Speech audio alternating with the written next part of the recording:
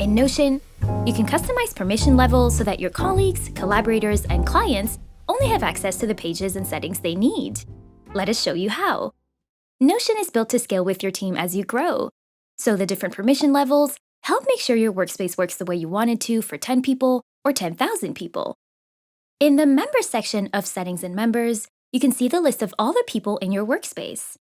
Every person is featured with their name, email, and access level, as well as the team spaces and groups they belong to. Access level dictates the default permission levels that a user will have, while groups, team spaces, and page permissions can all be used to grant more granular access for specific content. There are different types of users in a Notion workspace. Commonly, most people in your organization will be workspace members.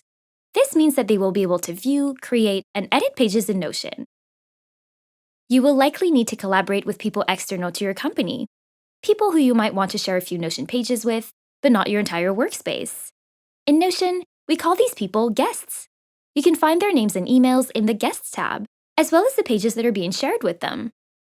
So, what's a workspace owner? Workspace owners can view, create, and edit pages in Notion, just like members. But they also have admin powers, like being able to add and remove members, change workspace settings, and update billing information.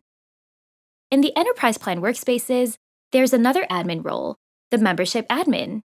Membership admins may manage workspace and group memberships, but cannot add first members to the workspace. And what are team spaces? They are collaborative spaces within Notion that can be tailored to the specific needs of a team. They serve as a central hub for a team's content, discussions, and workflows.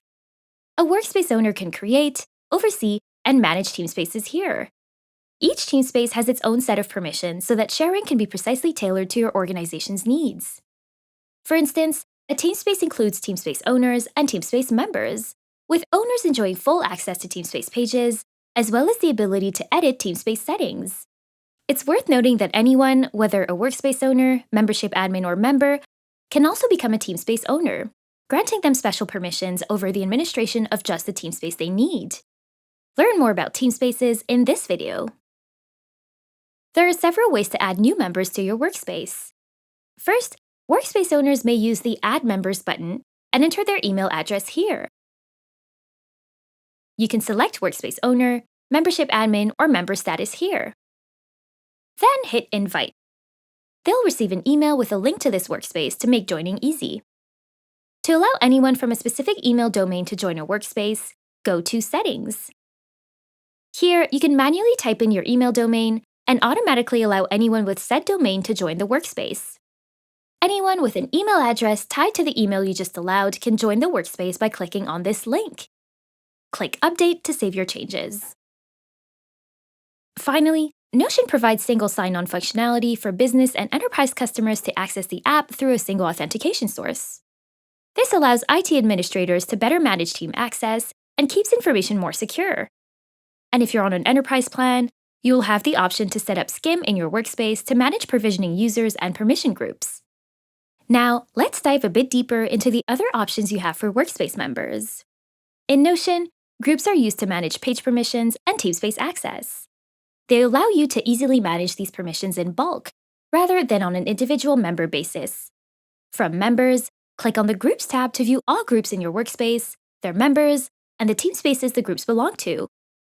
Workspace owners may access the Recently Left tab, where they can see the users that were previously part of the workspace in the past 30 days. To find someone quickly, look up their name or email in the search bar built to this effect. Workspace owners and membership admins can change a person's access level from this drop-down. This is also where you can remove a member. Please note that when you remove a member, they'll immediately lose access to any of the private pages stored in this workspace. To invite a guest from outside your team to view or edit a page, navigate to the page's Share menu. Let's say your sales team is working with a contractor, and they should only have access to the sales CRM. Enter your guest's email address in the Share menu at the top right of your page. You can also choose what level of access they should have to the CRM. They'll receive an email letting them know that they were invited to this page. If they don't already have a Notion account, they'll be prompted to create one to continue.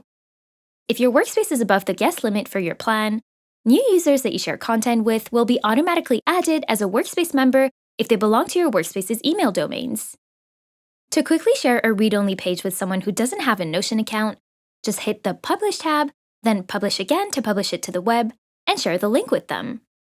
This is a great way to give your clients visibility into the projects you're working on, even if they're not a Notion user like you. Check out this video to learn more about publishing Notion pages. And that's a wrap!